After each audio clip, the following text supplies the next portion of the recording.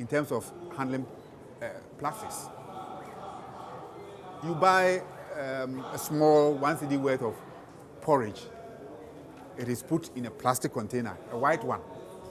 And then that white one is put in another black container, tied nicely. And then the whole thing is now put in another bag, which you can carry. So for just 1 cedi worth of cocoa that you bought, or the porridge that you bought, 3 polythene bags. So I've made it my habit that if I buy anything like that, I take only one. See?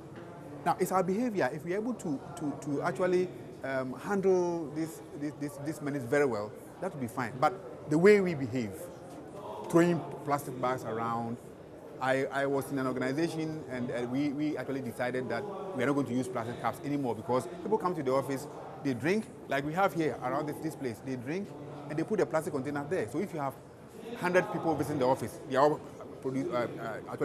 producing waste, on quotes, waste plastic bags, cups. See? These days people are trying to actually come out maybe even something that is recyclable. It can be a cup, but if it is a paper cup, for example, it can be recycled, then that is better. Or we can even ask people to even go to shops with their own carrier bags. If you go to a shop and you buy something and you are told that it's not going to be packaged for you, you know that I have to go in there with my own a polythene bag or my own carrier, my own basket, and that is fine. So I think it's time we start looking at some of these solutions in order to address, or to be able to address this plastic issue. That's my personal opinion. If it is banned, I know it's going to affect so many people, but if it is banned because of the way we behave, for me it is fine. What of segregation of waste? You know, there are people, some organizations, you know, when you go there, they have the red container for the organic waste. They have colors, you know, that is what I'm trying to say. They have containers for plastics. Do you think that is also a problem in us not being able to recycle, you know, our waste? I think a lot of education has to go into that. How many people go to public places and they have seen these things and they want to dump into the right container? I've seen it several times when I travel outside this country. Bottles, papers, organics, and all that there. But then you have this one place somewhere, somebody go and put organics in plastics. They will mix them together. You see? So I think the level of education too has to start, I think it has to start from the school. I have a small school in Kumasi. And what I've done is that I've placed these containers, different colors. And right from the very beginning, I'm training them to be putting waste in these bins according to this segregation thing that you mentioned. You see? Now, if we start from the young ones, otherwise, people have not been able to appreciate the fact that segregation our waste is a means of actually addressing some of these plastic issues and then also solving the sanitation issue generally. But then, if we make the effort to actually educate people to be able to segregate their waste right from their households, that is one thing. But even the people who are waste collectors should also be educated.